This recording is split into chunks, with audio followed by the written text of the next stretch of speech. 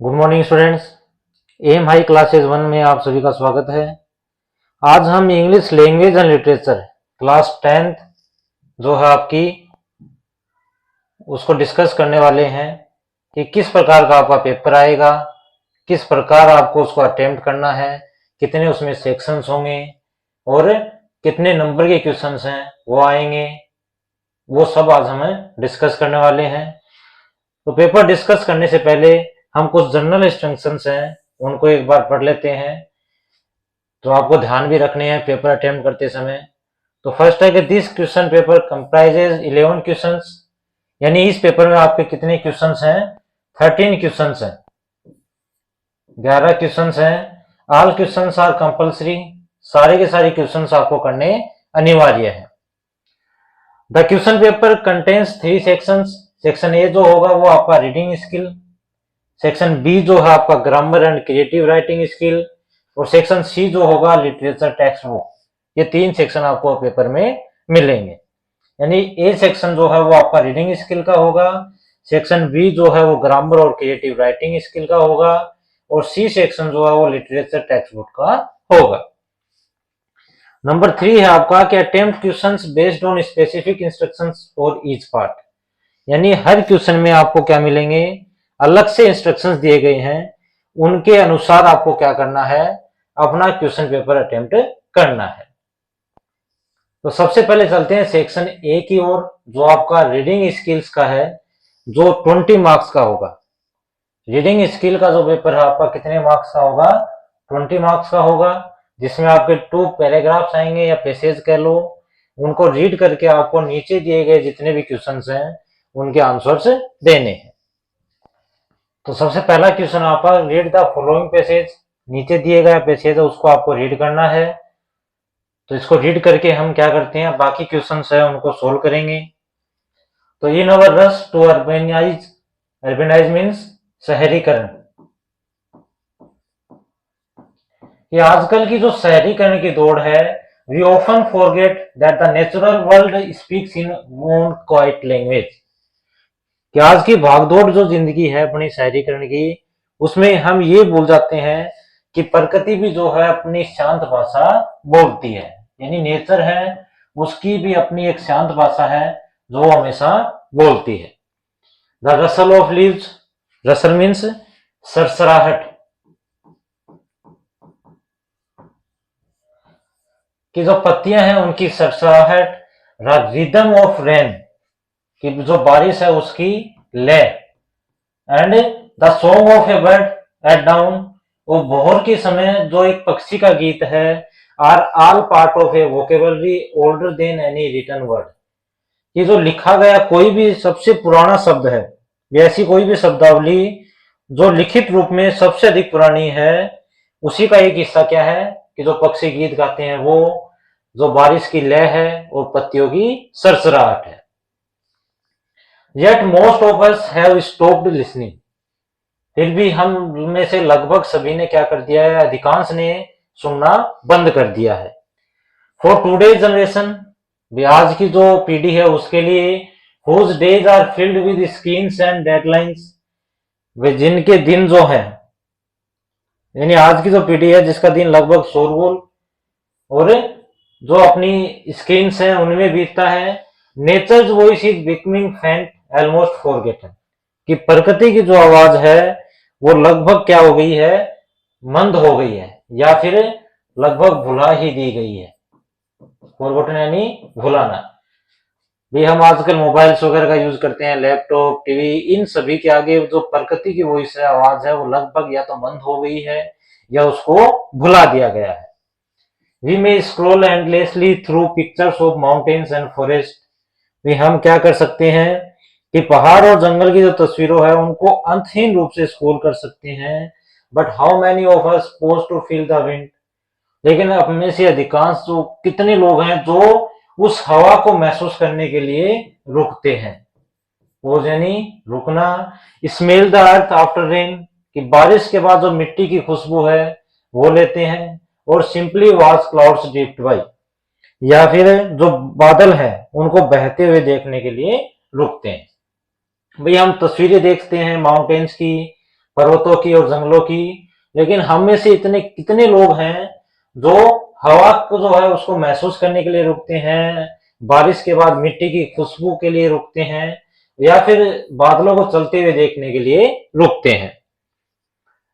The poet William Wordsworth believed that, ये कवि है विलियम वर्ड्सवर्थ, उनका ये विश्वास था कि nature was the greatest teacher, कि प्रकृति जो है वो सबसे महान टीचर थी, प्रकृति जो है वो सबसे बड़ी शिक्षक थी। He found lessons in every flower and hill, भी उन्हें क्या होता था, प्रत्येक जो फूल है और हिल पहाड़ी है उससे सबक मिलते थे। लेसन्स यानी सबक। बिलीविंग दैट, ये विश्वास करते हुए कि true wisdom arises not from books alone but from communion with the earth, कि वास्तविक जो बुद्धि है या वास्तविक ज्ञान जो है आप कह सकते हो, ट्रू विजडम यानी वास्तविक ज्ञान, जो वास्तविक ज्ञान है वो केवल किताबों से भी नहीं आता बल्कि किससे भी आता है, प्रकृति से जुड़ाव का। कम्युनियन यानी जुड़ाव, कि अगर आप नेचर के साथ जुड़ाव है उससे भी आपको कोई ना कोई ज्ञान प्राप्त होगा। मॉडर्न साइंस नाउ एग्रीज, वे आधुनिक विज्ञान भी इस बात से सहमत है। स्टडीज शो दैट, और अध्ययन है वो ये भी दर्शाते हैं कि time spent in nature lowers stress, sharpens focus and increases creativity, कि अगर आप प्रकृति के साथ समय बिताते हैं तो सबसे पहली बात तो क्या है, आपका तनाव कम होता है, स्ट्रेस यानी तनाव को कम करता है, शार्पन्स फोकस यानी एकाग्रता बढ़ाता है, और इंक्रीज क्रिएटिविटी, अपनी जो रचनात्मकता है, क्रिएटिविटी मीन्स रचनात्मकता, उस रचनात्मकता को क्या करता है, बढ़ावा देता है। For students under constant academic pressure, भी वे बच्चे या स्टूडेंट जो क्या होते हैं, लगातार जो आध्यात्मिक प्रेशर है, वे शैक्षणिक कह सकते हो या फिर पढ़ाई का जो प्रेशर है, दबाव, उसके अंतर्गत रहते हैं। A walk in A park can often do more than hours of revision, तो एक पार्क में टहलना जो है वो उनके लिए ज्यादा लाभदायक है, किसकी बजाय, कि अगर वो रिवीजन करते हैं उसकी बजाय। Psychologist call this attention restoration, भाई जो अपने मनोवैज्ञानिक हैं इसे क्या कहते हैं, अटेंशन रिस्टोरेशन कहते हैं, यानी कि ध्यान पुनर्स्थापन, ध्यान पुनर्स्थापन कहते हैं। द माइंड हील्स इटसेल्फ, भाई अपना मन है वो क्या करता है, अपने आप को ठीक करता है। When surrounded by trees sky and quietness, कि अगर हम किससे घिरे होते हैं, माइंड जो है अपने आप को कब ठीक करता है, जब हमारे चारों ओर पेड़ हैं, आकाश है, शांत वातावरण अगर है तो मन अपने आप को ठीक कर लेता है।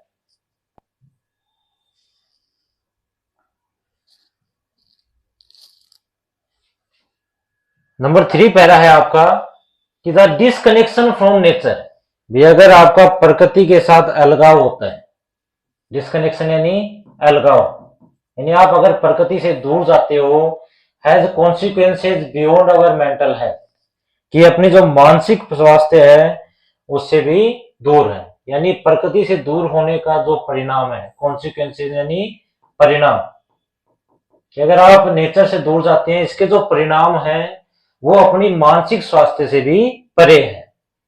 When we stop noticing, we stop caring, कि जब हम ध्यान देना बंद कर देते हैं तो क्या होता है, परवाह करना ही बंद हो जाता है।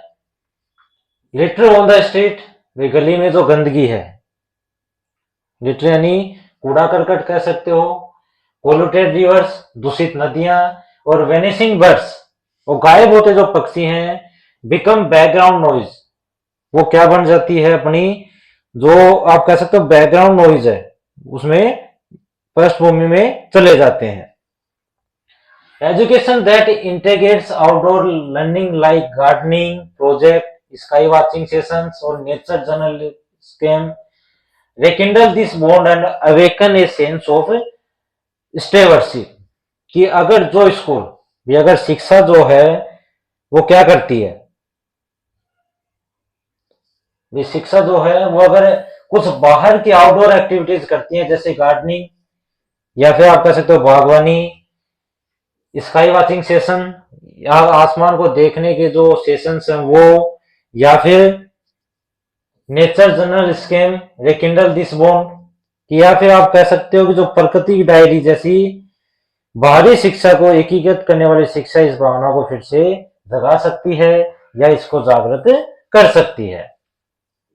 When children plant a sapling, भी जब बच्चे जो हैं वो क्या करते हैं, एक पौधा लगाते हैं, सैपलिंग यानी पौधा, कि बच्चे अगर कोई पौधा लगाते हैं, वॉच इट ग्रो, इसको बड़ा होते हुए देखते हैं, they begin to understand responsibility more deeply than any lecture could teach.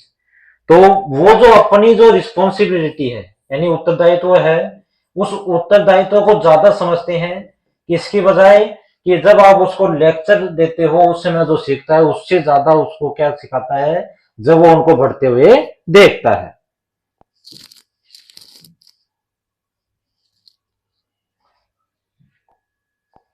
Number 4 para है इंटरेस्टिंगली, इसमें रुचिकर या दिलचस्प बात यह है, नेचर डज नॉट लेक्चर, कि प्रकृति है वो ज्ञान नहीं देती, इट डेमोन्स्ट्रेट्स, ये क्या करती है, उदाहरण देकर समझाती है, एग्जाम्पल देकर समझाती है, ज्ञान नहीं देती बल्कि एग्जाम्पल के साथ आपको समझाती है।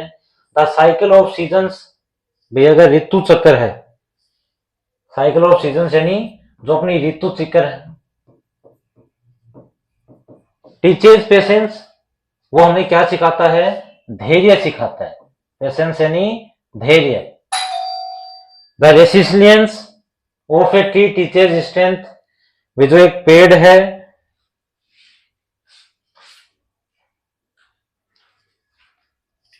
कि पेड़ जो है उसका जो लचीलापन है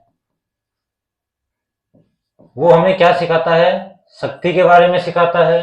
and the harmony of an ecosystem reminds us of a balance, कि एक जो सामंजस्य है किसका, अपने इकोसिस्टम, पारिस्थितिकी तंत्र जो है इसका जो सामंजस्य है, हार्मोनी मीन्स सामंजस्य, वो हमें क्या सिखाता है, संतुलन की याद दिलाता है। एवरी लेसन वेट्स क्वाइटली, प्रत्येक जो सबक है वो क्या करता है, चुपचाप वेट करता है, नीडिंग ओनली अवर अटेंशन, केवल उसको अपने ध्यान की आवश्यकता होती है कि हम उसके ऊपर ध्यान दें, उसी की आवश्यकता है। फॉर द यंग लर्नर, कि जब कोई युवा लर्नर है या फिर युवा विद्यार्थी जो है, these metaphors can be as powerful as any classroom concept, कि ये जो मेटाफर्स हैं यानी उपमाएं, ये जो हम उपमाएं बता रहे हैं वो इतनी शक्तिशाली हो सकती हैं जितना कि एक क्लासरूम कॉन्सेप्ट होता है। ऑब्जर्विंग ए बीहाइव और ए स्पाइडर्स वेब, अगर आप क्या करते हो, किसी मधुमक्खी का जो छत्ता है, बीहाइव यानी मधुमक्खी जो है उसका छत्ता है उसको देखते हो, या फिर एक मकड़ी के जाल को ऑब्जर्व करते हो, कैन एक्सप्लेन टीम वर्क, वो क्या करते हैं, पहली बात तो टीम वर्क है, और precision more vividly than a textbook paragraph, तो या फिर पाठ्य पुस्तक जो है उसका अनुच्छेद है उससे कहीं ज्यादा अधिक स्पष्ट रूप से समझाता है। ये अगर आप किसी चैप्टर में मधुमक्खी के छत्ते के बारे में पढ़ते हो, स्पाइडर वेब के बारे में पढ़ते हो, उसकी बजाय अगर आप उसको देखते हो खुद अपनी आंखों से, तब आप ज्यादा समझ सकते हो किसके बजाय जब आप किसी टेक्स्ट बुक के पैराग्राफ में उसको पढ़ते हो। If we could relearn to read the language of nature, अगर हम प्रकृति की जो भाषा है उसको दोबारा पढ़ना सीख लेते हैं, we might rediscover an old literacy, तो हम क्या कर सकते हैं कि जो पुरानी साक्षरता है, लिटरेसी मीन्स साक्षरता, कि हमारी जो पुरानी साक्षरता है उसको हम दोबारा खोज सकते हैं। द लिटरेसी ऑफ केयर, जैसे कि अपनी परवाह करने की जो साक्षरता है, ऑब्जर्वेशन निरीक्षण की साक्षरता है, एंड ग्रेटिट्यूड जो कृतज्ञता है, ग्रेटिट्यूड मीन्स कृतज्ञता, उस साक्षरता को हम दोबारा समझ सकते हैं। लिसनिंग टू ए रिवर और watching a seed sprout could remind us what progress and preservation must coexist, कि अगर आप क्या करते हो, नदी को बहते हुए सुनते हो या फिर कोई भी जो बीज है, उस बीज को अगर आप स्प्राउट यानी अंकुरित होते हुए देखते हो तो हमें क्या याद दिलाता है कि जो उन्नति है या प्रगति और संरक्षण है, प्रिजर्वेशन मीन्स संरक्षण, और प्रोग्रेस यानी आप कह सकते हो प्रगति, कि कोई भी पेड़ है पौधा उसकी प्रगति और संरक्षण है, मस्ट को एग्जिट, वो भी एक साथ चल सकते हैं। आफ्टर ऑल, आखिरकार, the planet is not just our home, कि ये जो ग्रह है ये न केवल अपना घर है, it is our first classroom, ये हमारा पहला क्लासरूम है, पहली कक्षा है, and perhaps our most patient teacher, या कह सकते हो शायद हमारा सबसे धैर्यवान शिक्षक भी है। तो इसी के साथ हम इसके क्वेश्चंस देखते हैं जो आपको पढ़ने के बाद करने हैं। क्वेश्चन नंबर फर्स्ट से पहले हमें कुछ इंस्ट्रक्शंस देखने हैं कि answer the following questions based on the passage above. तो इसमें आप देखोगे लगभग क्वेश्चंस हैं वो आपके एक एक नंबर के हैं, केवल एक क्वेश्चन है जो कितने मार्क्स का होगा, 2 मार्क्स का होगा, बाकी आपके सारे क्वेश्चंस 1 मार्क्स के होंगे। क्वेश्चन नंबर फर्स्ट है कि why does the author call the natural world sounds A quite language, कि जो लेखक है उसने कि जो प्राकृतिक संसार की आवाज है उसको एक शांत भाषा क्यों कहा है। उसने कहा था ना कि प्रकृति की जो आवाज है वो शांत है, उसने ऐसा क्यों कहा था। 1 मार्क का क्वेश्चन है आपका। तो बिकॉज, क्योंकि most people have stopped listening to it, कि अधिकांश लोगों ने इसको सुनना बंद कर दिया है, and it doesn't lecture it demonstrates, कि ये क्या नहीं करती, ज्ञान न देकर विद एग्जाम्पल समझाती है। हमें किसके साथ समझाती है, विद एग्जाम्पल, उदाहरण के साथ समझाती है, इसीलिए इसको क्या कहा गया है, क्वाइट लैंग्वेज कहा गया है। क्वेश्चन नंबर 2 है आपका इसी में कि what does the author mean when saying that nature's voice is becoming faint, कि लेखक का उस चीज से क्या मतलब है जब उसने ये कहा था कि प्रकृति की जो आवाज है वो धीरे धीरे क्या हो रही है, मंद हो रही है या धीमी हो रही है, इसे लेखक का कहने का क्या मतलब है। तो that the present generation is so busy with screens and deadlines that they no longer pay attention to nature, कि ये कहने का कवि का आशय था कि वर्तमान की जो पीढ़ी है, ये वर्तमान में जो लोग हैं या वर्तमान पीढ़ी है वो क्या कर रही है, अपनी स्क्रीन्स में और डेडलाइंस में इतनी बिजी है कि वे इस प्रकृति की ओर कोई ध्यान भी नहीं दे पा रहे हैं, वो इसकी ओर ध्यान नहीं देते हैं। क्वेश्चन नंबर 3 है आपका कि complete the following by selecting the correct option, spending time is nature restores our ability to concrete, because, कि स्पेंडिंग टाइम इन नेचर, कि अगर आप प्रकृति के साथ समय बिताते हो तो हमारी जो कॉन्सेंट्रेट है, एकाग्रता है, उसकी योग्यता को दोबारा रिस्टोर करता है। बिकॉज, क्योंकि it provides break from skins, सही आंसर क्या होगा कि हमें स्किन से आजादी दिलाता है। क्या आएगा, ए ब्रेक फ्रॉम स्क्रीन्स। वे एकाग्रता को इसीलिए तो बढ़ाएगा क्योंकि हम सारे दिन जो मोबाइल देखते हैं, टीवी देखते हैं, उन्हीं से दूर रहते हैं। क्वेश्चन नंबर 4 है आपका कि select the statement that is true from 1AC according to paragraph 2, कि नीचे दिए गए आपको 3 जो ऑप्शंस है उनमें से आपको ये ढूंढना है कि कौन सा उत्तर है वो आपका सही है। अब Wordsworth valued imagination more than observation, कि पहली बात तो ये है कि वर्ड्सवर्थ जो है उसने क्या किया था, जो अपनी कल्पना है उसको ज्यादा वैल्यू दी, किसके बजाय, ऑब्जर्वेशन, निरीक्षण के बजाय। तो आपने जब पैरा पढ़ा होगा तो आपको पता होगा इस चीज का कि आपने क्या पढ़ा था, तो ऐसा था ही नहीं। दूसरा, nature was viewed as a source of both wisdom and calm, कि प्रकृति जो है उसको ज्ञान और जो शांति है दोनों के सोर्स के या स्रोत के रूप में हम देख सकते थे। तो ये आपका सही आंसर है। Modern science disagrees with Wordsworth views, तो आधुनिक विज्ञान है वर्ड्सवर्थ के व्यूज या दृष्टिकोण से असहमत है, तो ये गलत है क्योंकि आधुनिक विज्ञान क्या है, सहमत है। नंबर 5 आपका complete the analogy by selecting one of the two correct options, A और बी। नीचे जो एनालॉजी दी गई है उसमें आपको क्या करना है, सही एनालॉजी को क्या करना है यहाँ पे बताना है। तो जैसे ट्री रेसिडेंस है, वैसे ही क्या होगा आपका इकोसिस्टम और बैलेंस, तो ए ऑप्शन आपका करेक्ट है। बेटा ये जो एनालॉजी का क्वेश्चन है ये आपके लगभग आएगा, ध्यान रखना, तो गलत मत कर देना आप इस चीज को।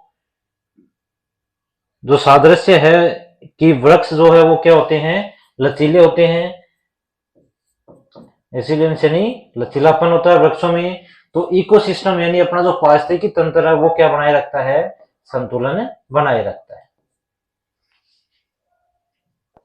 नंबर 6 क्वेश्चन और है आपका 2 नंबर का है कि how does outdoor learning help reconnect students with nature, कि अगर बाहरी जो आप एक्टिविटीज करते हो, बाहरी जो सीख देते हो, वो छात्रों को प्रकृति से किस प्रकार जोड़ते हैं। तो outdoor learning can rekindle the bond and awaken a sense of stewardship, कि बाहरी जो एक्टिविटीज हैं आप कह सकते हो एक ऐसा संबंध रिकिंडल यानी आपसी जुड़ाव का संबंध है वो सिखाते हैं, और हमें जो सेंस है किसकी, स्टेवर्डशिप की जो है, स्टेवर्डशिप जो है उसका जो सेंस है उसको जागृत करते हैं। नंबर 7 है कि identify the main ideas of paragraph 4 and paragraph 5, कि आपको पैरा 4 और पैरा 5 जो है उसके मेन आइडियाज को बताना है। पैरा 4 और पैरा 5 के मेन आइडियाज को बताना है। तो ऑप्शन ए जो है कि पैरा 4 का कि नेचर टीचेज थ्रू ऑब्जर्वेशन, कि पहला जो अपना पैरा 4 है उसका मेन आइडिया क्या है कि प्रकृति जो है वो ऑब्जर्वेशन के द्वारा सिखाती है, और पैरा 5 का जो मेन आइडिया क्या है, humanity must rediscover care and gratitude, कि मानवता जो है उसे परवाह और कृतज्ञता जो है उसको दोबारा खोजना चाहिए। ये हमारा पैरा 5 का मेन आइडिया कह सकते हो, या फिर इसका जो लेसन है, सबक है, वो कह सकते हैं। इसी में क्वेश्चन नंबर 8 है आपका कि in what sense does the author describe the planet as our first classroom, भाई किस तरीके से लेखक जो है उसने कि जो प्लेनेट है अपना पृथ्वी है ग्रह, इसको हमारी फर्स्ट क्लासरूम के रूप में कैसे डिस्क्राइब किया है। तो it is our first classroom and perhaps our most patient teacher, ये तो हमारा पहला क्लासरूम भी है, शायद हो सकता है सबसे धैर्यवान टीचर भी है। Providing lessons in care observation and gratitude, जो हमें क्या करती है, परवाह, निरीक्षण और जो कृतज्ञता है उसके सबक हमें प्रदान करती है। ग्रेटिट्यूड यानी कृतज्ञता, इसके सबक हमें प्रदान करती है, इसीलिए हमारा क्या है, फर्स्ट क्लासरूम कहा गया है। तो फर्स्ट जो आपका पैराग्राफ था वो 10 मार्क्स का हो गया, जिसमें आपके 7 क्वेश्चंस हैं,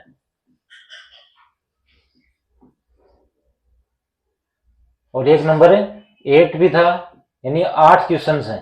टोटल कितने क्वेश्चंस हैं, 8 क्वेश्चंस हैं, जिसमें आप कह सकते हो 6 क्वेश्चन आपके 1 मार्क्स के हैं और 2 क्वेश्चन है 2 मार्क्स के, यानी 4, टोटल आपके 10 मार्क्स। वैसे आपका पैरा 2 जो है यानी क्वेश्चन नंबर 2 का पैसेज है वो भी आपका 10 मार्क्स का है। पहले इसको रीड करते हैं, उसके बाद इसके क्वेश्चंस को देखेंगे कि ये सर्वे was conducted among 1200 students from classes 8 to 10 across 5 metropolitan cities to understand change in their reading habits over the past 3 years। एक सर्वे किया गया, कहां पर, 5 जो महानगर है, मेट्रोपोलियन सिटीज यानी महानगर, कि 5 महानगरों के 1200 स्टूडेंट्स जो क्लास 8 से 10 तक में थे, उनके बीच एक सर्वे किया गया किस बात का, कि पिछले 3 साल में जो रीडिंग हैबिट है उसमें आप में कौन कौन से परिवर्तन आए थे। The study aim to analyse what kind of reading material students prefer today, कि जो स्टडी है या ये जो अध्ययन है उसका क्या लक्ष्य था, इस बात को एनालाइज करना कि वर्तमान में जो स्टूडेंट्स है वो किस प्रकार के रीडिंग मटेरियल को प्रीफर करते हैं, and how much time they devote to reading outside their academic requirements, या वो कितना समय जो है वो अपना क्या करते हैं, व्यतीत करते हैं, किसके अलावा, पढ़ने के अलावा जो एकेडमिक रिक्वायरमेंट्स हैं, शैक्षणिक आवश्यकताएं, ये पढ़ तो लिया आप, इसके अलावा कौन सी शैक्षणिक आवश्यकताएं हैं उनमें वो कितना समय व्यतीत करते हैं, इसी के ऊपर एक सर्वे किया गया था।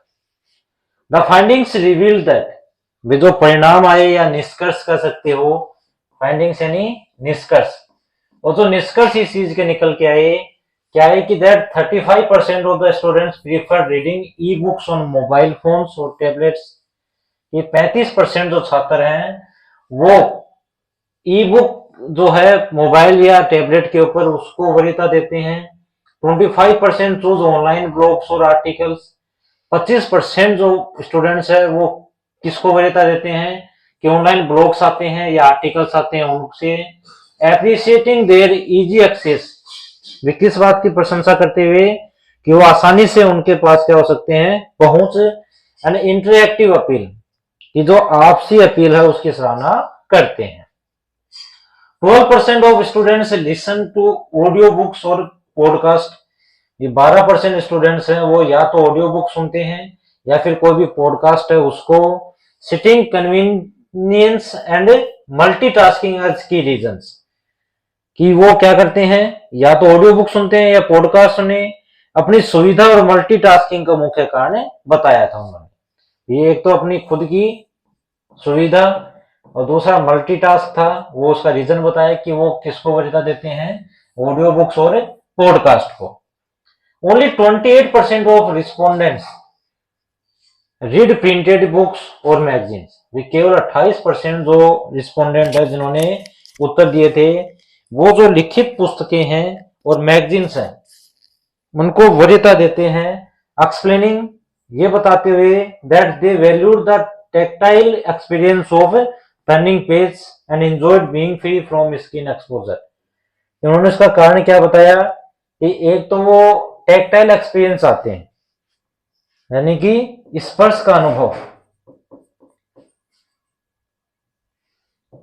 या पेज पलटते हो उस पेज को पलटने का जो स्पर्श अनुभव है उसको वरीयता देते हैं। और किस बात का एंजॉय करना चाहते थे कि वो स्किन एक्सपोजर जो है या स्किन का जो संपर्क है उससे मुक्त होने को ज्यादा वरीयता देते हैं। वे सारे दिन फोन में लगे रहते हैं तो उनसे पीछा छुड़ाने के लिए वो टेक्स्ट बुक हैं जो रिटन है उनको ज्यादा वरीयता देते हैं। टीचर्स ऑब्जर्व, भाई जो अध्यापक उन्होंने ये पाया कि students who engaged mostly with digital reading, कि जो छात्र डिजिटल रीडिंग में जो लगे रहते हैं showed reduced attention spans and rarely completed long novels। भी एक तो क्या होगी उनकी जो एकाग्रता है वो कम होगी और जो लंबी उपन्यास है उन्हें वो शायद ही पूरी कर पाते थे। वे एक तो उनकी अटेंशन कम होगी, वे एकाग्रता है वो कम है, जो लंबे उपन्यास है उनको वो शायद कंप्लीट ही नहीं कर पाए। हाउएवर, तथापि 68% of students who continue reading printed books, कि 68% जो छात्र जो प्रिंटेड बुक्स को पढ़ना जारी रखे थे, रिपोर्टेड इंप्रूव्ड फोकस, उनके एकाग्रता में वृद्धि हुई, लेस स्किन फैटिग, या कह सकते हो कि कम स्किन की जो थकान है वो उनमें नोटिस की गई। तो जो स्किन की थकान है वो तो कम होनी है। Libraries that introduced skin free reading hours, कि कोई भी पुस्तकालय जो स्किन मुक्त पठन घंटे प्रदान करती थी, एंड बुक एक्सचेंज कॉर्नर्स, या फिर पुस्तक विनिमय केंद्र, पुस्तक विनिमय केंद्र। Noted 30% rise in participation of along class 9th students, कि कक्षा 9 के छात्रों में उनमें लगभग 30% की जो वृद्धि है वो देखी गई। ये जो 9th क्लास के स्टूडेंट्स है वो लगभग 30% जो है वो उनमें भागीदारी देते थे। द स्टडी कंक्लूडेड, भाई ये जो अध्ययन है इसका क्या निष्कर्ष निकला कि while technology has widened access to reading material, ये अपनी जो तकनीक है उसने क्या है पठन सामग्री तक पहुंच को तो व्यापक बना लिया। भाई वो क्या कहेगी, अपना जो पठन सामग्री है उस तक पहुंच तो गई है। It has also led to shorter reading duration, लेकिन इसके परिणाम स्वरूप पढ़ने की अवधि क्या हो गई है, कम हो गई है। स्क्रीन से पढ़ने की अवधि क्या हो गई, कम हो गई। Increasing A healthy balance between digital and the print formats, कि जो आप कह सकते हो कि डिजिटल और जो प्रिंट फॉर्मेट के बीच जो स्वस्थ संतुलन को बढ़ावा देते हुए can help nurture concentration and sustain the Joy of reading among students. तो क्या किया जा सकता है, पढ़ने के आनंद को भी बनाए रखने में मदद मिलती है और उनकी एकाग्रता को भी बढ़ाया जा सकता है। तो इसके क्वेश्चंस पे आते हैं। वही क्वेश्चन आपके, क्वेश्चन नंबर फर्स्ट है कि why were classes 8 to 10 chosen for this survey. पहला ही अपना जो क्वेश्चन है क्या है कि इस सर्वे के लिए 8 से 10 तक के जो स्टूडेंट हैं वही क्यों चुने गए।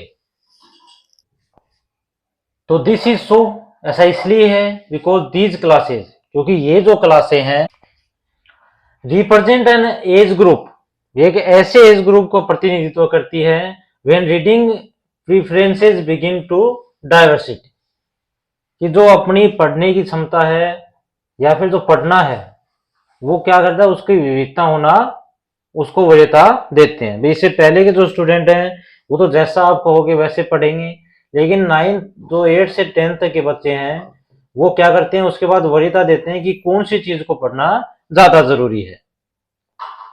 क्वेश्चन नंबर 2 है इसी में कि identify the phrase in paragraph second. ये सेकंड पैराग्राफ है, उसमें आपको वो पैराग्राफ ढूंढना है जो क्या करता है, conveys the writer's reference to why students like the online blogs and articles, कि लेखक की वरीयता को देते हैं कि बच्चे जो हैं वो ऑनलाइन ब्लॉग और आर्टिकल्स को क्यों वरीयता देते हैं, क्यों पसंद करते हैं। तो appreciating their easy access and interactive appeal, एक तो उनकी आसानी से पहुंच और जो इंटरएक्टिव अपील है उसके कारण वो क्या है, प्रशंसा करने योग्य है। क्वेश्चन नंबर 3 है आपका कि complete the following by selecting the correct option from those given in the brackets.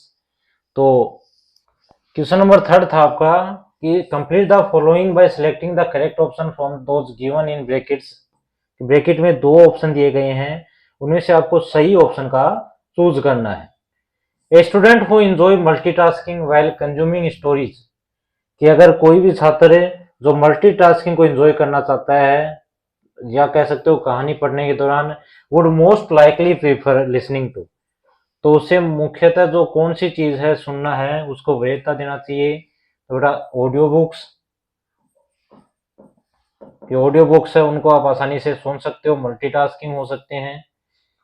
Number 4 है आपका कि what does the expression tactile experience of turning page, कि पेज पलटने का जो स्पर्श है, अनुभव है, suggest about the students attitude towards printed books, कि जो प्रिंटेड बुक्स के प्रति जो दृष्टिकोण है छात्रों का उसको क्या सुझाव देता है। तो students valued the physical interaction, एक तो छात्र जो है वो शारीरिक जो इंटरेक्शन है उसको वरीयता देते हैं, और feel of A printed book, या फिर जो प्रिंटेड बुक है उसके स्पर्श को वरीयता देते हैं।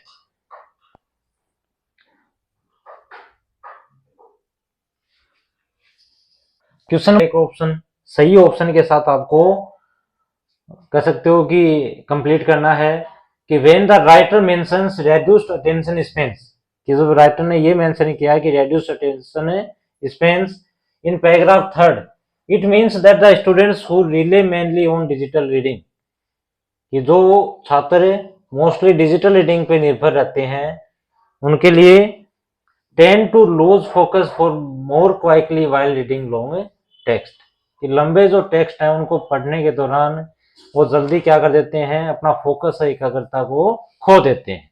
ये ऑप्शन आपका करेक्ट है। क्वेश्चन नंबर 6 है कंप्लीट द फॉलोइंग अप्रोप्रिएटली। नीचे जो दिया गया है उसको उचित रूप से क्या कीजिए, फिल कीजिए।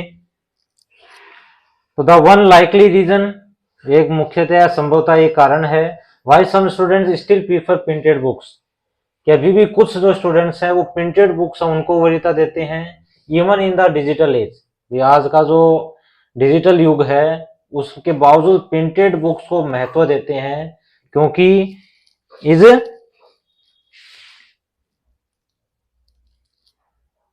बेटा एक आया था कि दे enjoyed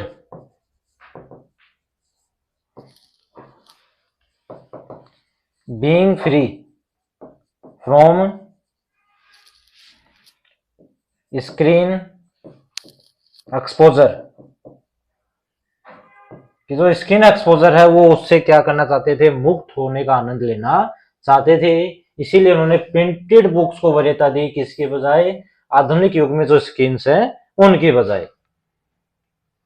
क्वेश्चन नंबर 7 है आपका कि how are screen free reading hours and book exchange corners connected in paragraph 3, कि पैरा 3 में एक दो वर्ड आए थे आपके, वर्ड फ्रेज कह सकते हो, कि स्क्रीन फ्री रीडिंग आवर्स और बुक एक्सचेंज कॉर्नर्स है वो किस प्रकार आपस में कनेक्टिंग थे।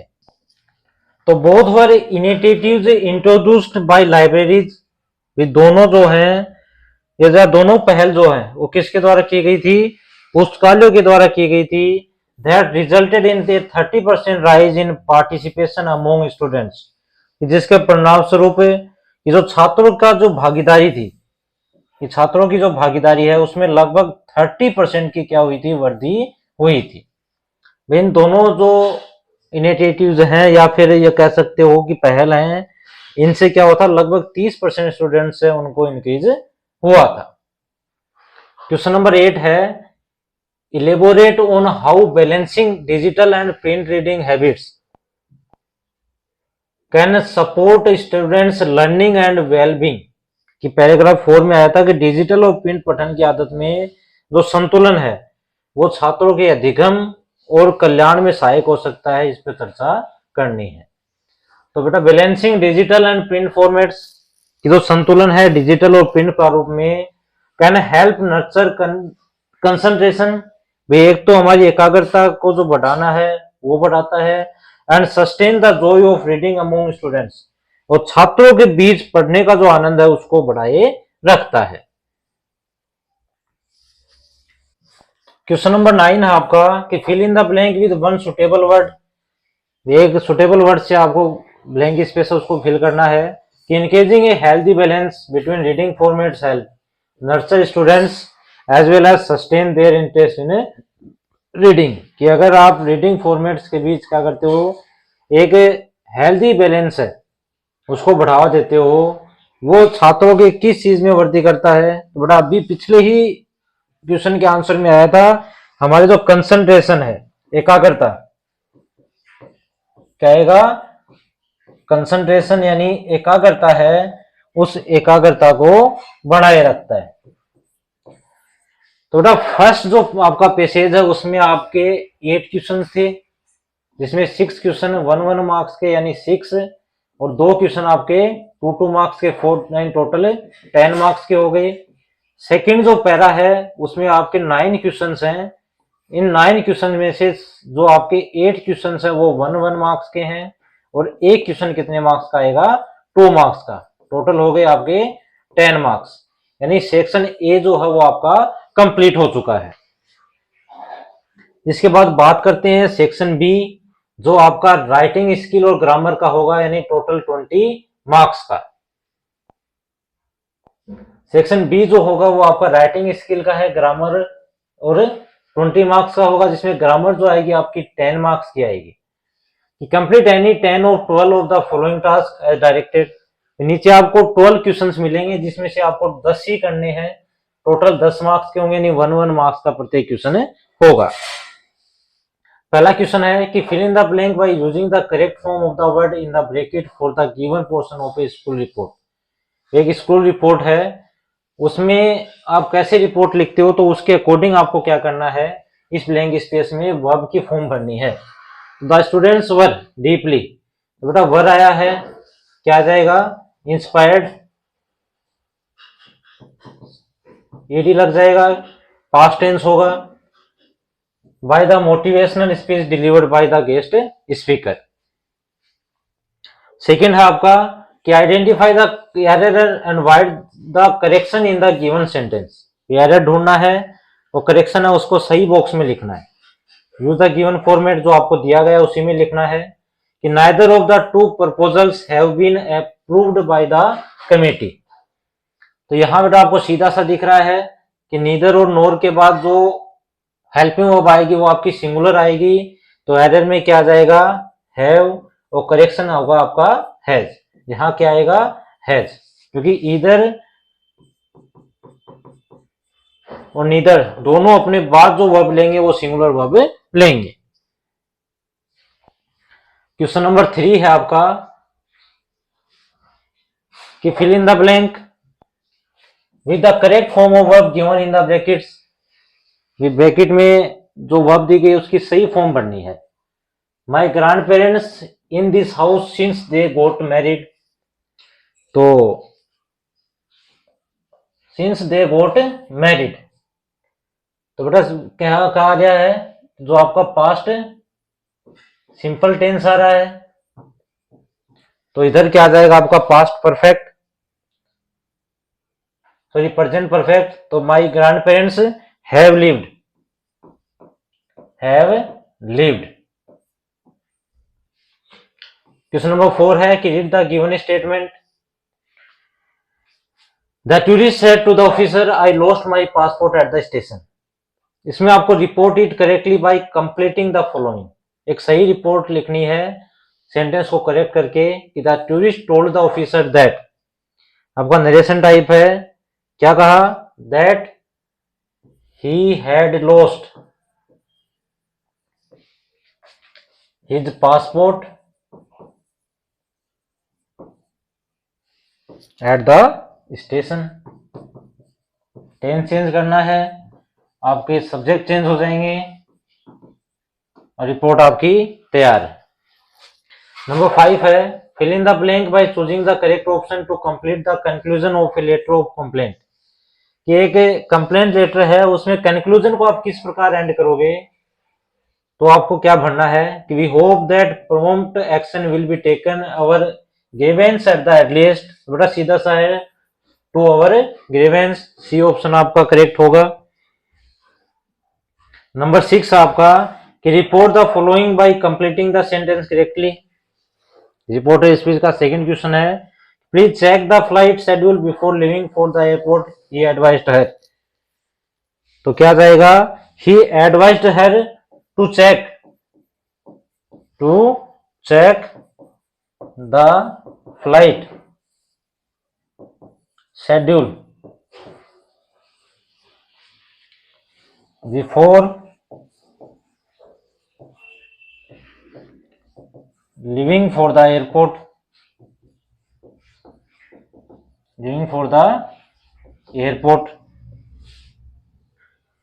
क्वेश्चन नंबर 7 है आपका कि complete the given opinion by filling the blank with the correct option. भाई सही ऑप्शन का यूज करके आपको क्या करना है, इस ओपिनियन को पूरा करना है कि using digital tools in classroom has made learning interactive and engaging for students. तो बेटा सीधा सा बात है, क्या जाएगा, मोर interactive and engage for students. तो बी ऑप्शन आपका करेक्ट होगा। क्वेश्चन नंबर 8 की ओर चलते हैं कि select the option that correctly identify the error and the correction. वो सही एरर करेक्शन कौन सा वो आपको बताना है। ही प्लेज, तो बेटा पहला ही आंसर जो है वो हो जाएगा आपका प्ले का, ना होके सिंगुलर सब्जेक्ट है उसमें वर्ब में एस आई एस लेता है, तो क्या जाएगा, प्ले का क्या बन जाएगा, प्लेज। ये ऑप्शन आपका सही है। नंबर 9 में आपकी दोबारा रिपोर्ट द फॉलोइंग क्वेश्चन आ गया। They said to the travel agent, can we book our tickets for next weekend? Question mark आया है, तो क्या जाएगा, they asked the travel agent। Connector क्या लगेगा, if, सब्जेक्ट आपका they, can का हो जाएगा could, बुक अवर का हो जाएगा their tickets for next weekend.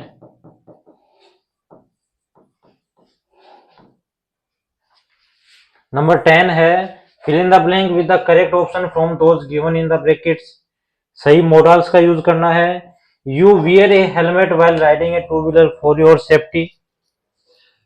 तो बेटा मॉरल ड्यूटी है आप कह सकते हो, एडवाइस भी कह सकते हो इसको कि आपको क्या करना चाहिए, हेलमेट पहनना चाहिए। तो एडवाइस के लिए क्या जाएगा, शुड आ जाएगा। शुड आपका करेक्ट आंसर है। नंबर 11 है कि fill in the blank to complete the sentence in a librarian's note by choosing the correct option. The book on the top shelf needs to be repaired before it can be issued again। बड़ा सीधा सा answer आपका each book क्या आएगा, each book on the top shelf needs, और की first form में SIS लगा है तो सिंगुलर सब्जेक्ट आना चाहिए। तो क्या बचा आपका each आएगा। नंबर 12 है choose the correct option to fill the blank. We have time left before the meeting start so please finish your notes quickly. अब बेटा टाइम बचा तो है, थोड़ा बहुत ही बचा, इसलिए जल्दी से क्या करना है, नोट्स को खत्म करना है।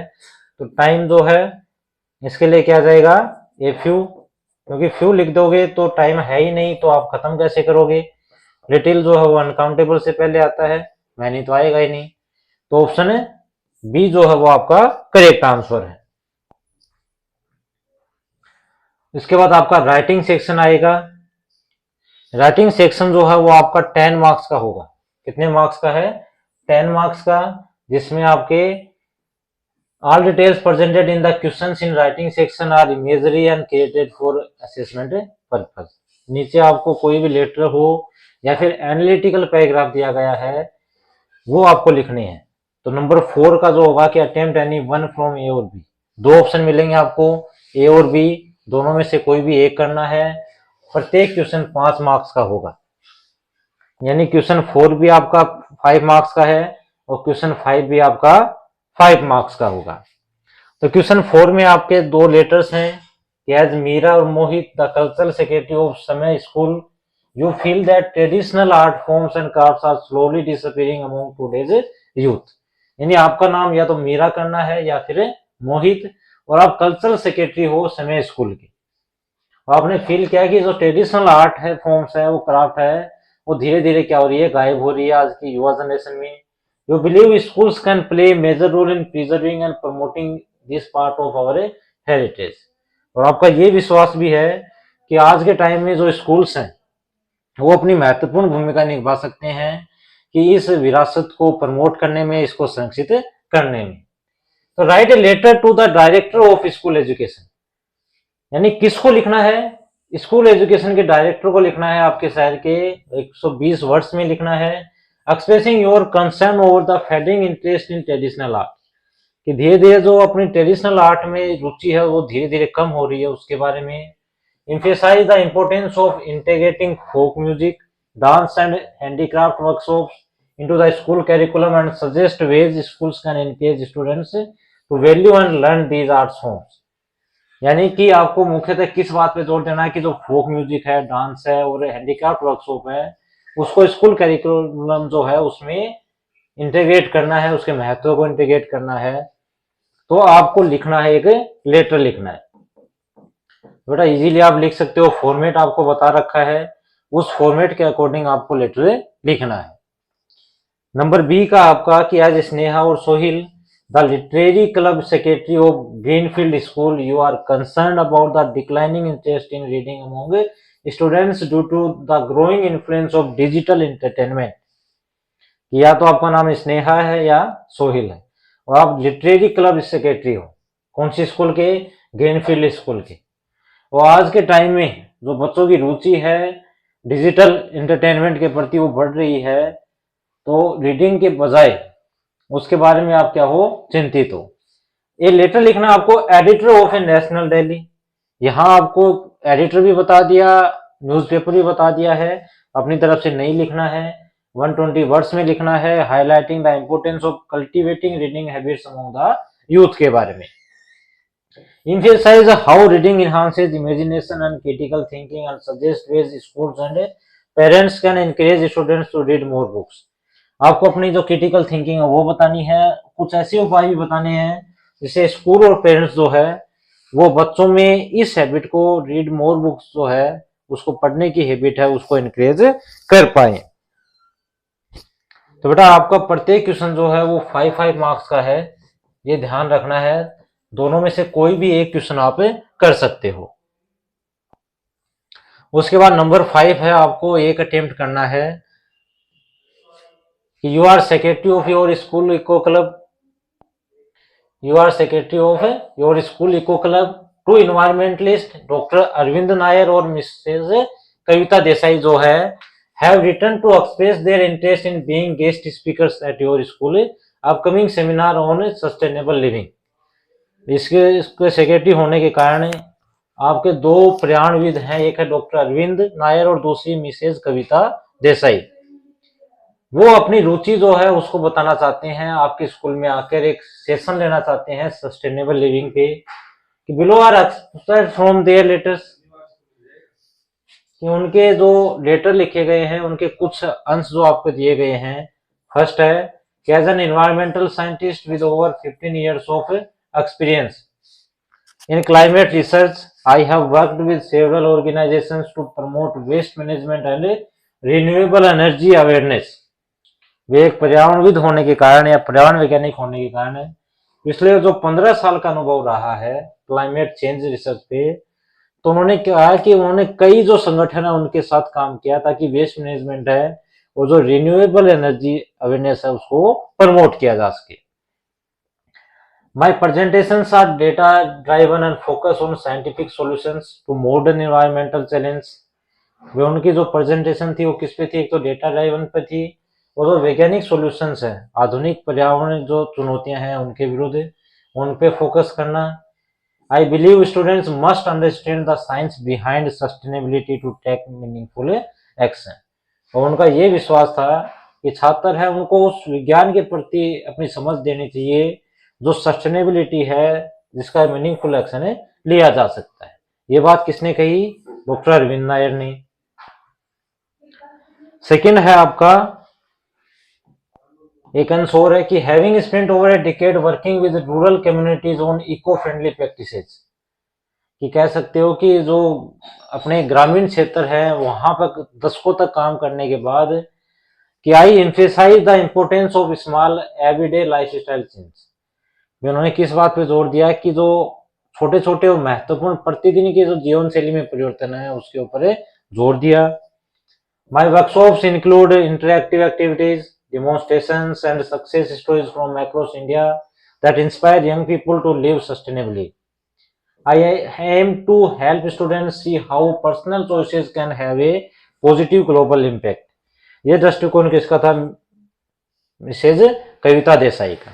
अब आपको करना क्या है कि एनालाइज करना है, आपको क्या करना है, एनालाइज करना है कि गिवन इंफॉर्मेशन है उसके अकॉर्डिंग वो एक एनालिटिकल पैराग्राफ लिखना है लगभग 120 वर्ड्स में, justifying which guest speaker would be better choice, क्या दोनों में से कौन सा जो स्पीकर है वो आपके लिए ज्यादा अच्छा है। जो फैक्ट्स हैं उनको कंसिडर करना है, उनके अनुभव को, प्रैक्टिकल रिलेवेंस को और एबिलिटी टू इंगेज स्टूडेंट्स है उसको भी आपको ध्यान रखना है।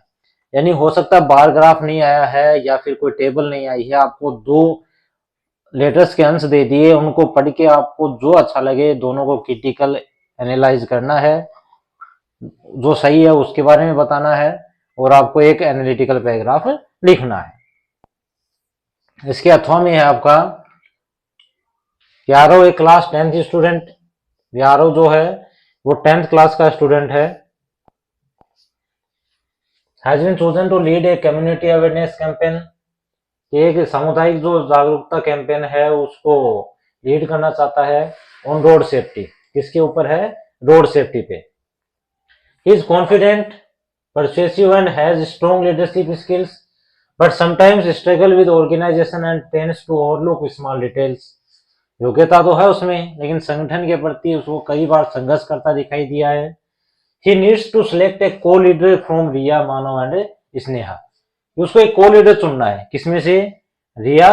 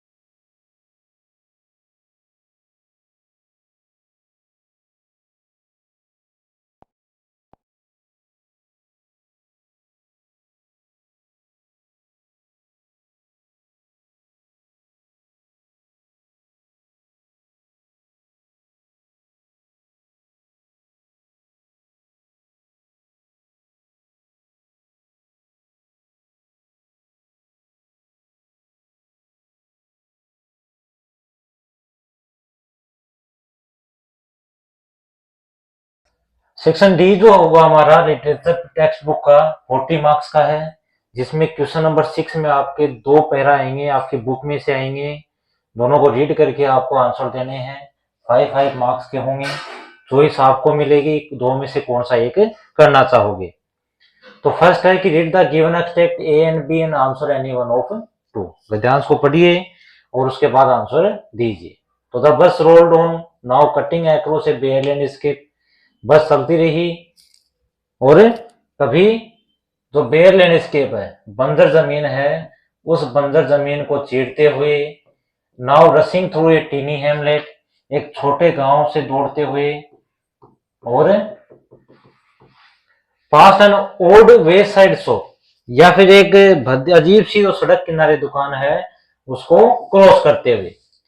Sometimes the bus seemed on the point of gobbling up another vehicle.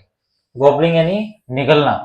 कई बार ऐसा होता था कि बस ऐसे लग रही हो किसी सामने वाले जो व्हीकल है, साधन है, उसको निगल रही हो, that was coming towards them, जो उनकी ओर आ रहा था, और ए पेडेस्ट्रियन क्रॉसिंग द रोड, या कोई पैदल चलने वाला रोड क्रॉस कर रहा हो।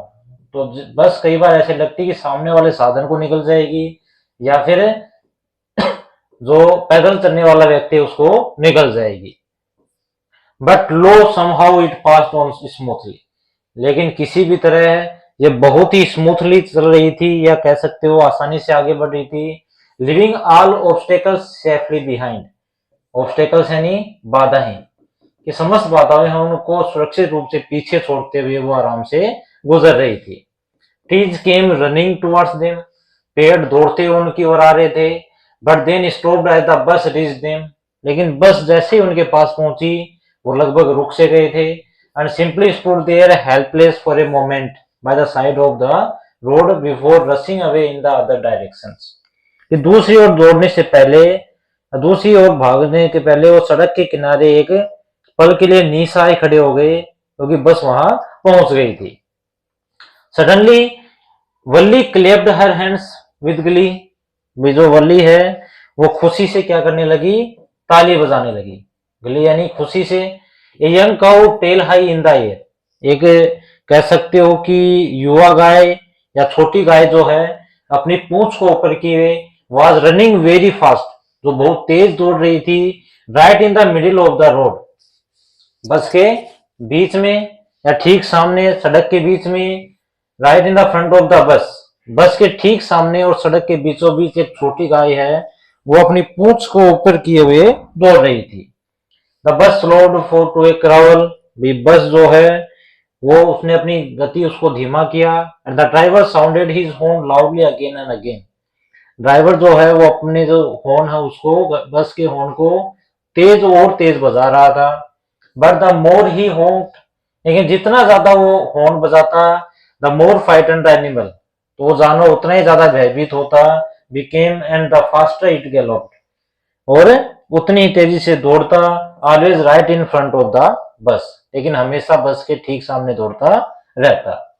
मैडम राइज द बस से हमारा ये गद्यांश लिया गया है। इसके जो क्वेश्चन है उनके आपको आंसर्स देने हैं।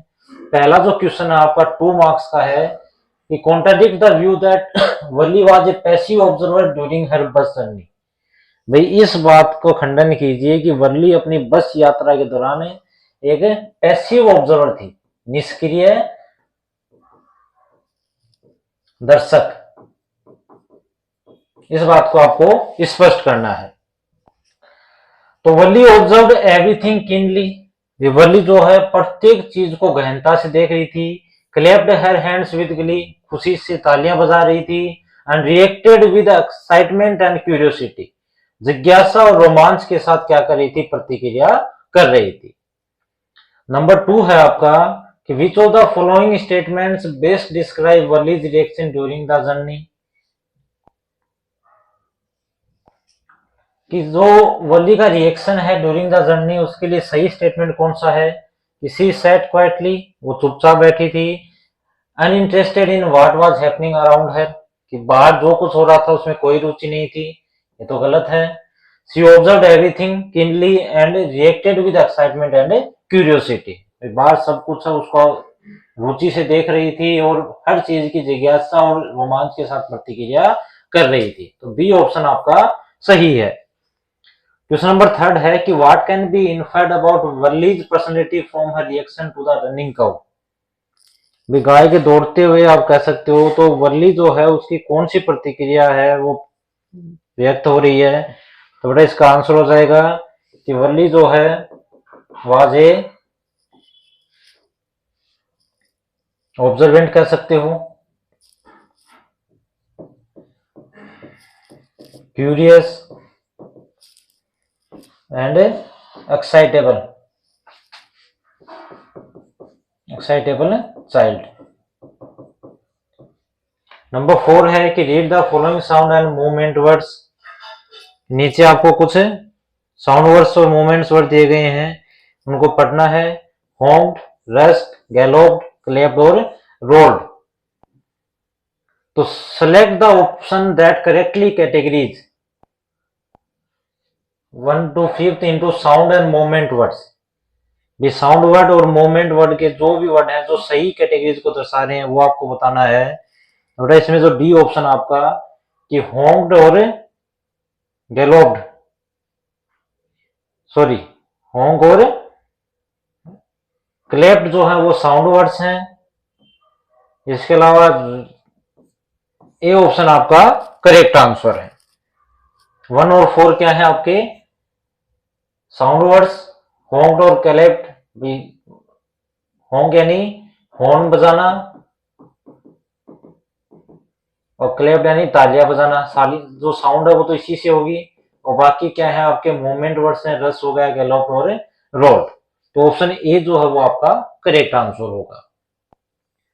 इसके अथवा में एक और है जो आपकी बुक है बुक दैट सेव द अर्थ में से लिया गया है।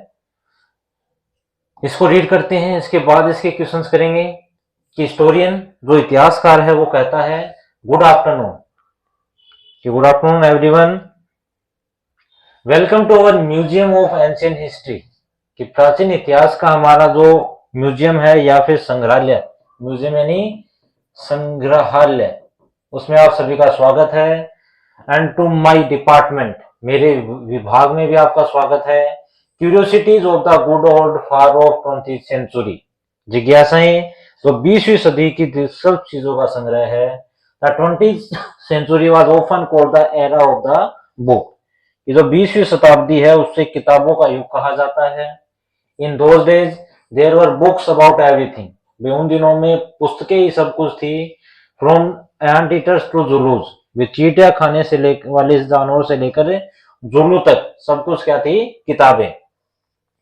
Books taught people how to and when to and where to and why, किताबें सिखाती लोगों को क्या, कि कैसे, कब, कहां और क्यों। दे इलुस्ट्रेटेड, भी वो किताबें जो हैं वो क्या करती, जानकारी देती। एजुकेटेड, शिक्षित करती। पंक्चुएटेड, करती उनको। इवन डेकोरेटेड, यहाँ तक कि सुसज्जित भी करती। भी किताबें क्या करती, जानकारी देती, शिक्षित करती, विराम करती या सजावट करती थी। बट द रीप्रिंट 2025 और 26, the book that save the earth 57 strangest thing a book ever did was to save the earth, लेकिन जिस बुक ने, आप कह सकते हो, सबसे महत्वपूर्ण काम किया था वो क्या था, एक ऐसी पुस्तक जिसने पूरी पृथ्वी को बचा लिया था। You haven't heard about the Martian invention of 2014, कि क्या आपने 2040 में जो मंगल ग्रह वासियों का जो आक्रमण हुआ था उसके बारे में नहीं सुना। टास्क टास्क, काम काम। What do they teach children nowadays, वे लोगों को आजकल क्या सिखा रहे होंगे। वेल अच्छा, you know the invasion never really happened, और आप तो जानते हो कि आक्रमण वास्तव में कभी हुआ ही नहीं था। Because a single book stopped it, केवल एकमात्र पुस्तक या अकेली बुक ने इसको रोक लिया था। व्हाट वाज द बुक, वो पुस्तक कौन सी थी, युवास, ये आप पूछोगे, ये आप पूछेंगे कि वो किताब कौन सी थी। तो ये अपनी जो चैप्टर है द बुक दैट सेव्ड अर्थ से लिया गया है। क्वेश्चन नंबर फर्स्ट आपका इसमें बेटा 5 मार्क्स का ही आएगा, ध्यान रखना। कितने मार्क्स का आएगा, 5 मार्क्स का है, जिसमें आपके पहला क्वेश्चन है कि what do the historian words reveal about the attitude towards books in the 20th century, 20वीं शताब्दी में जो पुस्तकों के प्रति हिस्टोरियन का जो एटीट्यूड था वो कैसा था। तो books were considered essential source of knowledge, सही है। Books were valued for their entertainment only, नहीं। Books were viewed as outdated and unnecessary, ये भी नहीं आया। Books played an important role in education and creativity, ये भी आपका करेक्ट है। तो ऑप्शन ए और 4 कौन से में है, ए वाला ऑप्शन आपका सही है। नंबर 2 है आपका कि how does historian tone, historians tone in the opening lines contribute to the mood of the play, historian की जो टोन है वो प्ले के मूड की ओर किस प्रकार कंट्रीब्यूट करती है। The tone is one of the nostalgic amusement and curiosity, creating and engaging and light hearted mood, भी जो टोन है वो कह सकते हो एक अम्यूजमेंट या मनोरंजन की, जिज्ञासा की, और एक कह सकते हो लाइट हार्टेड जो मूड है उसको इंगेज करने की वाली टोन है। क्वेश्चन नंबर 3 है इसी में कि select the option that correctly completes the following. The historian refers to the 20th century at the era of the book because she wants to, historians जो है उसने 20th सेंचुरी को पुस्तकों का या किताबों का युग कहा क्योंकि वो क्या चाहती थी, emphasizing the cultural and educational significance of books during this period। तो बेटा सही है कि जो सांस्कृतिक और शैक्षणिक महत्व है किताबों का इस समय के दौरान उसके ऊपर जोर देना चाहती थी। क्वेश्चन नंबर 4 है what emotion is the historian most likely conveying through the phrase task task what do they teach children nowadays, कि इस जो फ्रेज है इसके द्वारा हिस्टोरियन है वो कौन सी भावनाएं अपनी बताना चाहता है। जो इमोशंस वो बताना चाहता है वो कौन से, माइल्ड एक्सप्रेशंस और ए टच ऑफ कंसिडरेशंस, ये जो इमोशंस हैं वो उस हिस्टोरियन के हमें दिखाई देते हैं। क्वेश्चन नंबर 7 है आपका। इसमें भी आपके दो आपकी पॉइंट से गद्यांश लिए गए हैं, दोनों में से एक करना है, पर जो भी करोगे आप 5 मार्क्स का है ईच। जो चॉइस आपको लगे वो आप कर सकते हो। कि फर्स्ट है, Belinda giggle till she shook the house and Belling said which is giggling for a mouse. Ink and mustard rudely asked his age when custard cried for a nice safe cage. तो आपकी जो poem है tale of the Custard the dragon, उससे लिया गया है। Question number first की ओर चलते हैं पहले, कि what emotions are most appropriately conveyed through the reactions of Belinda and her pets in this stanza. कि बेलिंडा और उसके जो पेट्स हैं उनकी कौन सी रिएक्शंस है वो यहाँ मुख्यतः भावनाएं दर्शाई गई है। तो कौन कौन सी होंगी? एक तो अम्यूजमेंट, एक मोकरी, और थर्ड जो होगी वो आपकी डिसबिलीफ की, क्योंकि वो जो कस्टर्ड है उसमें विश्वास नहीं करते थे कि वो साहसी काम कर सकता है। तो बेटा 1, 2 और 4 ये ऑप्शन आपका करेक्ट है। क्वेश्चन नंबर 2 की ओर चलते हैं, कि what does the poet's use of humor in the stanza suggest about custard relationship with the other pets? कि जो कस्टर्ड के संबंध थे बाकी पेट्स के साथ, उसको जो कवि जो है उसने किस ह्यूमर के रूप में दर्शाया है।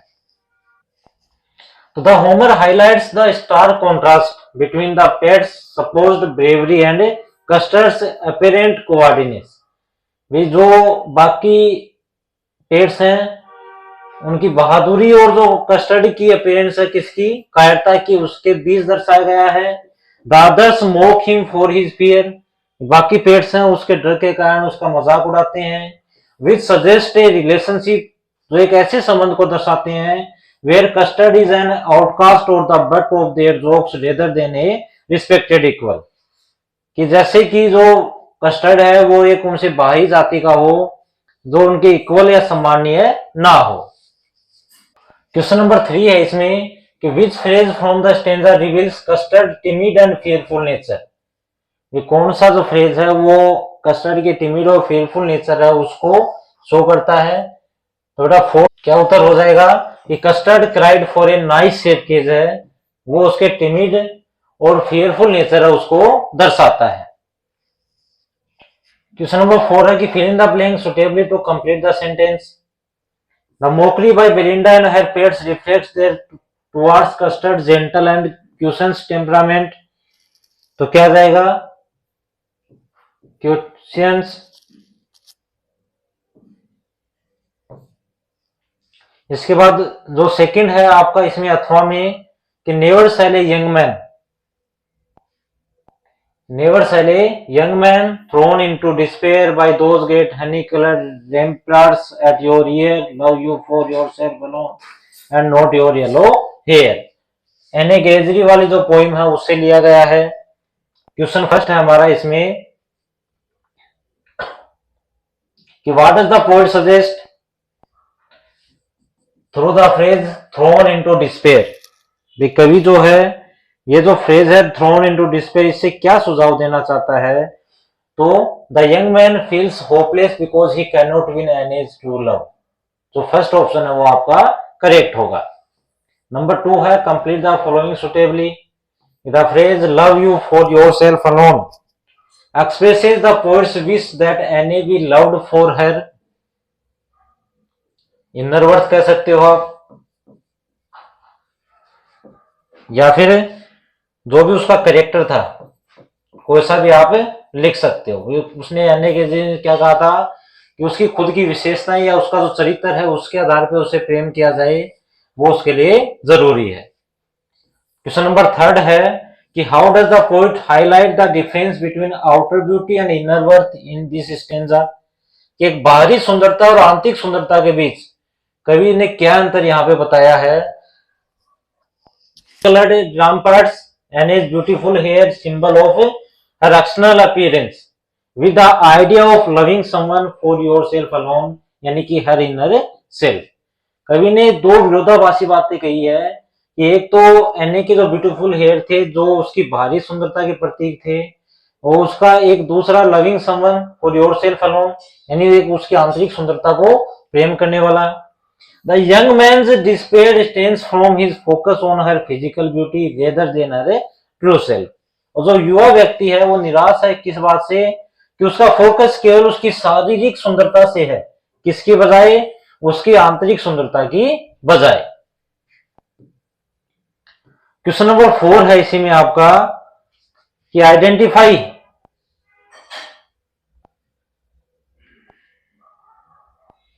The phrase in the stanza that symbolises external attraction rather than emotional connection. तो क्या रहेगा? Your yellow hair. ये वर्ड आपके लिए सही रहेगा। उसके बाद क्वेश्चन नंबर 8 जो है आपका कि answer any 4 of the following 5 questions in about 50 words each. 5 में से आपको कोई भी 4 क्वेश्चन करने हैं। प्रत्येक क्वेश्चन आपका 3 मार्क्स का होगा। कितने मार्क्स का? 3 मार्क्स का। टोटल 12 मार्क्स का आपका क्वेश्चन नंबर 8 आएगा। कुछ इंपॉर्टेंट क्वेश्चन हैं जो मैं आपको बता देता हूं, आप अपने चैप्टर में से उसको रीड कीजिएगा। फर्स्ट क्वेश्चन है कि how does Anne Frank's diary reveal her emotional maturity and self awareness despite the restrictions of her life in hiding. कि diary of a young girl जो है उससे क्वेश्चन लिया गया है कि एने फ्रैंक जो है उसकी डायरी किस प्रकार प्रस्तुत करती है कि उसकी जो भावनात्मक मैच्योरिटी है और सेल्फ जागरूकता जो है, आत्म जागरूकता है, उसके ऊपर जो छुपा हुआ जीवन के ऊपर जो बाधाएं थी उनको प्रकट करती है।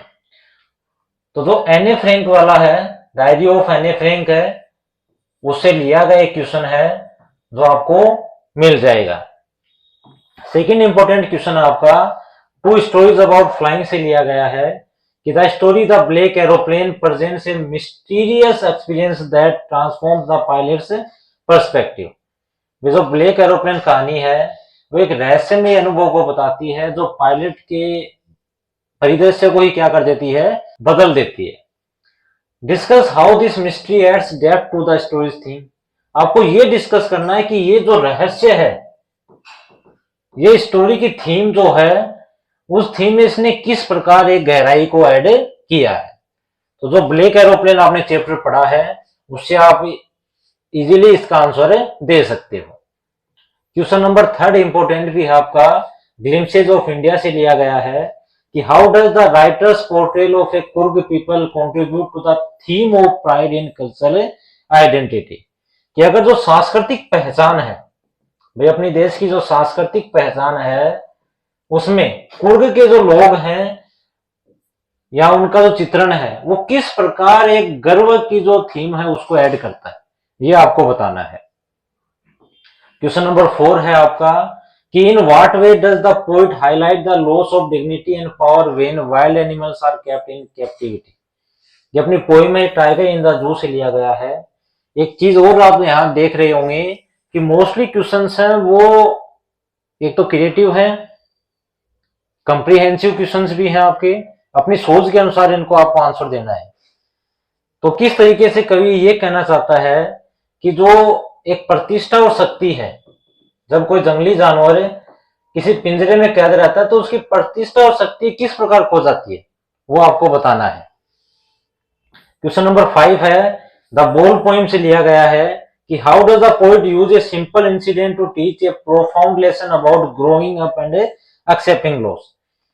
वे कवि ने एक साधारण सा घटना ली थी। कौन सी घटना?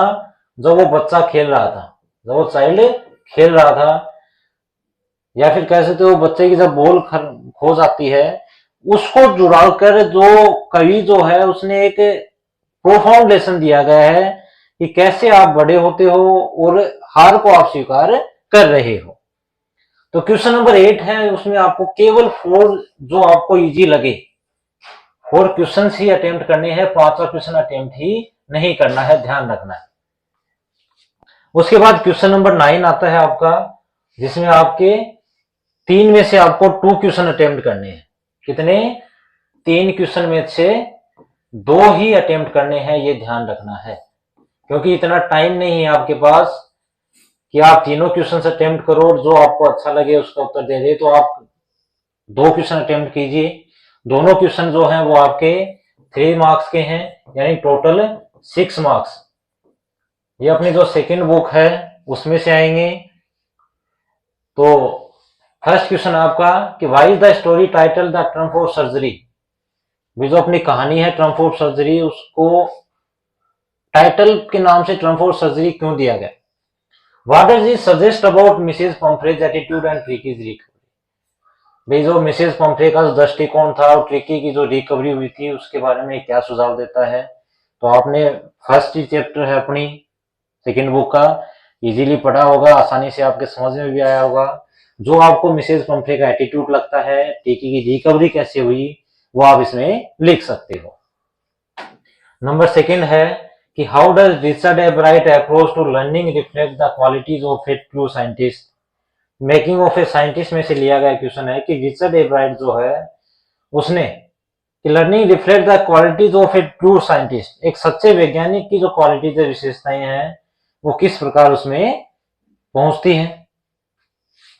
क्वेश्चन नंबर थर्ड है कि how does the twist at the end of the necklace reinforce the stories message about vanity and pride. कि गर्व प्रतिष्ठा का विषय था नेकलेस, कौन सी नेकलेस, जो मैटिल्डा वाला आपका चैप्टर है कि मैटिल्डा ने जो एक नेकलेस के बारे में उनकी घटना हुई, कैसे उनका जीवन बदल दिया, कैसे नेकलेस के आने से पहले उनका जीवन था, कैसे बाद में था, उसके बारे में आपको लिखना है। तो 9th वाले क्वेश्चन में केवल आपको 3 में से 2 क्वेश्चन करने हैं। दोनों जो क्वेश्चन है वो आपके 3-3 मार्क्स के हैं। उसके बाद क्वेश्चन नंबर 10 आता है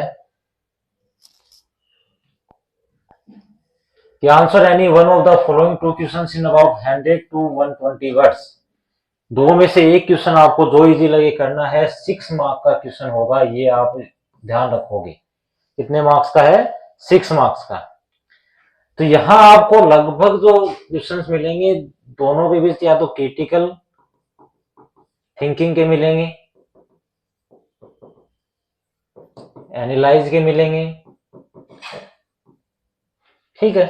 तो फर्स्ट क्वेश्चन है जो इंपोर्टेंट भी आपका कि कुर्ग और जो T from Assam celebrate India's diversity and natural richness, कि भारत की विविधता और जो प्राकृतिक समृद्धि है उसको सेलिब्रेट करते हैं, कुर्ग भी और टी फ्रॉम आसाम भी। कि how do these lessons promote respect for culture, environment and tradition. कि ये जो पाठ हैं ये अपनी संस्कृति, पर्यावरण और परंपरा को किस प्रकार उसके सम्मान को प्रमोट करते हैं, बढ़ावा देते हैं, वो आपको बताना है। कि क्या हुआ था कुर्ग में, किसके बारे में है, और टी फ्रॉम आसाम उसमें किस चीज के बारे में है, वो आपको बताना है। किस प्रकार ये अपने कल्चर को प्रमोट कर रहे हैं, किस प्रकार एनवायरमेंट को प्रमोट कर रहे हैं, किस प्रकार ट्रेडिशन को प्रमोट कर रहे हैं। सेकेंड क्वेश्चन है जो इसके फॉर्म में मिलेगा आपको कि द पोएम और dust of snow explore the impact of small moments on emotional growth. कि भावनात्मक वृद्धि में एक छोटे छोटे पल आते हैं जो किसका प्रभाव डालते हैं, या तो बाल पोएम या डस्ट ऑफ स्नो। दोनों के बीच कंपेरिजन करना आपको कि both poems use simple imagery to deliver deeper insights about life and change. कि जीवन और परिवर्तन के बारे में, जीवन एवं परिवर्तन के बारे में दोनों जो कविताएं हैं उन्होंने साधारण जो काल्पनिक चीजें लेकिन गहन जो उन्होंने समझ बताया, आंतरिक जो कह सकते हो कि अंतर्निहित जो मैसेज दिया है वो आपको बताना है। दोनों में से जो इजी लगे वो क्वेश्चन आप अटेम्प्ट कीजिए। क्वेश्चन नंबर 11 है कि answer any one of the following 2 questions in about 100 to 120 words. 2 में से यहां भी एक ही करना है, 6 मार्क का क्वेश्चन है, तो थोड़ा सा ढंग से लिखिएगा। फर्स्ट क्वेश्चन है कि इन भोली and the thieves story both protagonist undergo inner transformation. भी भोली और जो थीप ऑफ द स्टोरी है इसमें दोनों जो कैरेक्टर्स हैं वो आंतरिक जो परिवर्तन है उससे गुजरे थे। Discuss how their experience teach that self realization and moral courage are more valuable than wealth और अपीयरेंस। तो आपको डिस्कस क्या करना है कि उनके अनुभव ने उनको क्या सिखाया कि आत्म जो रियलाइजेशन है और जो नैतिक साहस है वो किस प्रकार ज्यादा उपयोगी है किसके बजाय पैसे और उपस्थिति के बजाय। भोली में भी ट्रांसफॉर्मेशन आया था, थीप ऑफ द स्टोरी है जिसमें हरि सिंह था, उस हरि सिंह में भी क्या आया था, ट्रांसफॉर्मेशन आया था। पैसे को इग्नोर करके उन्होंने वरीयता दी थी कि वो सुधर जाएंगे। क्वेश्चन नंबर बी है कि the necklace and a question of trust reveal how deception and misplaced values lead to suffering. कि नेकलेस और एक क्वेश्चन ऑफ ट्रस्ट में ये बताया गया है कि डिसेप्शन और जो मिसप्लेस्ड वैल्यूज है वो हमें कष्ट की ओर ले जाती है।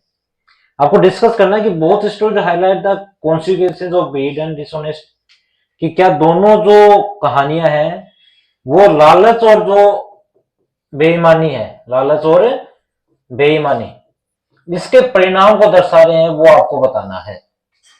वह इजीली क्वेश्चन है। पहले नेकलेस वाले में मैटिल्डा के बारे में बताइए, उसके बाद एक क्वेश्चन ऑफ ट्रस्ट में बारे में बताना है। तो दोनों चीजें हैं वो आप यहाँ बता सकते हो। तो ये आपका क्या आएगा, क्वेश्चन पेपर है। एक बार दोबारा आपको रिवाइज करवा देता हूं कि क्वेश्चन नंबर फर्स्ट जो है वो आपका 10 मार्क्स का है। इसमें 8 क्वेश्चंस हैं, 6 क्वेश्चन आपके 1 मार्क्स के यानी 6, और 2 क्वेश्चन आपके 2 मार्क्स के यानी 4, टोटल हो गए 10 मार्क्स। क्वेश्चन नंबर 2 भी आपका 10 मार्क्स है, पेसेज ही है, जिसमें आपके 9 क्वेश्चन होंगे। कितने? 9, टोटल 9 क्वेश्चन हैं, जिसमें 8 क्वेश्चन है वो आपके 1 मार्क्स के हैं, और एक क्वेश्चन जो है वो आपका 2 मार्क्स का है। 2 एंड टोटल हो गए 10 मार्क्स। नंबर 3 है आपका ग्रामर पोर्शन। उस ग्रामर में आपके 12 क्वेश्चन आने हैं। अटेम्प्ट आपको कितने करने हैं? 10 क्वेश्चन, 1 मार्क्स का है यानी टोटल 10 मार्क्स। क्वेश्चन नंबर 4 जो है आपका लेटर राइटिंग है, जिसमें आपको चॉइस मिलेगी। चॉइस दोनों में से आपको क्या करना है? एक ही करना है, 5 मार्क्स का है, टोटल हो गए आपके 5 मार्क्स। क्वेश्चन नंबर 5 जो है वो आपका एनालिटिकल पैराग्राफ है। यहां भी आपको क्या मिलेगी? चॉइस मिलेगी। जो आपको ठीक लगे वो कीजिए, एक ही करना है, 5 मार्क्स का, यानी टोटल हो गए आपके 5 मार्क्स। तो जो ए और बी जो सेक्शन है वो आपके 40 मार्क्स का हो गया। उसके बाद क्वेश्चन नंबर 6 पे आ जाइए। एक पैसेज है आपका जो कितने मार्क्स का है? 5 मार्क्स का। 4 क्वेश्चंस हैं, एक क्वेश्चन आपका 2 नंबर का, बाकी 3 क्वेश्चन है वो आपके 1-1 नंबर के, टोटल हो गए 5 मार्क्स। सेम आपका क्वेश्चन नंबर 7 में है, वही पैसेज है, 5 मार्क्स। 4 क्वेश्चन आपके टोटल हैं, एक क्वेश्चन आपका 2 मार्क्स का, 3 क्वेश्चन आपके 1-1 मार्क्स के, टोटल हो गए 5 मार्क्स। क्वेश्चन नंबर 8 पे आ जाओ।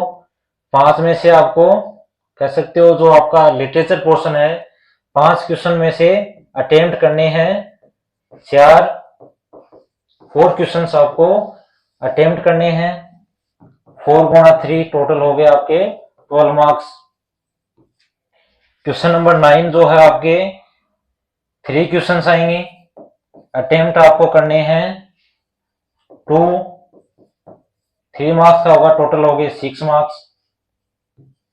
क्वेश्चन नंबर 10 चॉइस मिलेगी आपको, एक ही क्वेश्चन करना है 2 में से, 6 नंबर का, कितने हो गए? 6 मार्क्स।